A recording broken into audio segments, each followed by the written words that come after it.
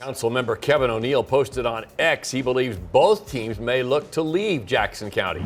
Could it be true? Could the Chiefs leave Arrowhead? Imagine a world where Patrick Mahomes is a star player in Dallas, not for the Cowboys, but for the Dallas Chiefs. Seems like something out of a dream, doesn't it? Well, hold on to your hats, because we're not discussing a fantasy football scenario here, but the actual chances of the Chiefs relocating to a new city. For some time, the team's owner has been eyeing a new training facility and stadium, but the plan hit a snag when funding could not be secured from taxpayers. Considering the origin of franchise in Dallas and how teams have been relocating in past years, it's not as crazy as it may seem.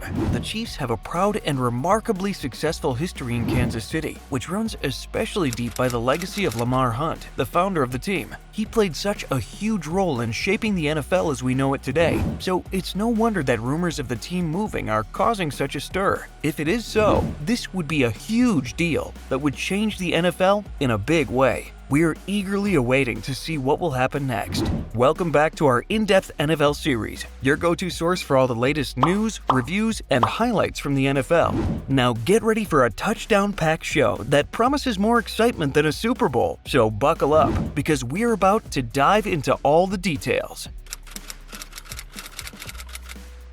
This story has really sparked a lot of conversation, hasn't it? On one side, there's excitement of imagining a brand new stadium that could boost revenue and give the city a state-of-the-art sports venue. But then comes the big question: who will foot the bill for this mega project? The debate's still open, and everyone is eager to see how it unfolds. The public has been reluctant for a while to fund stadium construction costs for billionaire owners that benefit privately from their modern coliseums. In the case of the Chiefs, the matter is extremely sensitive, as the organization is a budding dynasty, and it employs the biggest superstar and best quarterback in the league, Patrick Mahomes. Their potential departure would be a great loss for the city, reverberating across its sports and cultural landscape. There's no doubt about it that the new stadiums can bring revenue and rejuvenate areas, but should taxpayers be the ones to finance them? That's the crux of the matter. The failed attempt to secure public funding underscores the complexities of balancing public interest with private ventures.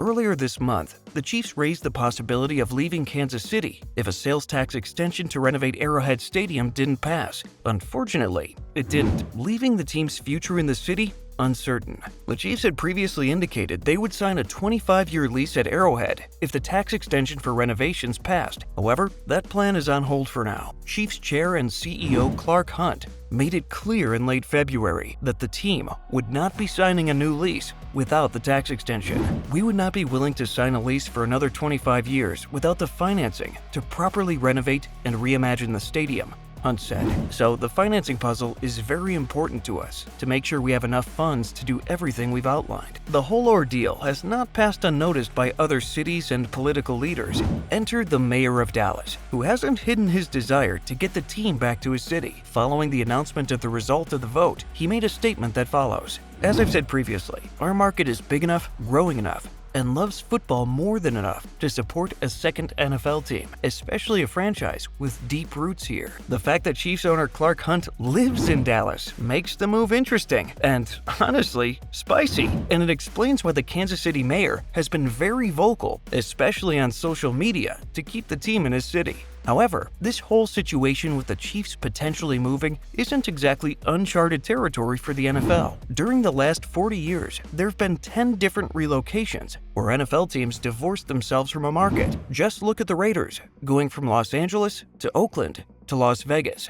The Rams bouncing around from St. Louis back to Los Angeles. And let's not forget the Oilers making the switch to Tennessee and being replaced by the Texans, or the Chargers leaving San Diego for LA. So in the grand scheme of things, a team relocating isn't exactly unheard of, and it's not like the Chiefs would be relocating for the first time. The franchise started as the AFL's Dallas Texans before they surrendered the city to the NFL's Cowboys and made the move to Kansas City in 1963. And the Chiefs fans, led by the mayor, have not given up hope. I hear rumors, including even from the mayor of Dallas. Mayor Lucas wrote, "Kansas City, don't believe the noise. We're committed to retention of our teams with vastly lower expenses. Think needed infrastructure build-out, then even an intro metro move. Both teams will be in KCMO in 2040 and long after. So while this setback might feel like a roadblock, it could also be an opportunity for some creative problem solving and renewed negotiations. There's a way to find common ground that benefits both the team and the city without putting too much strain on taxpayers.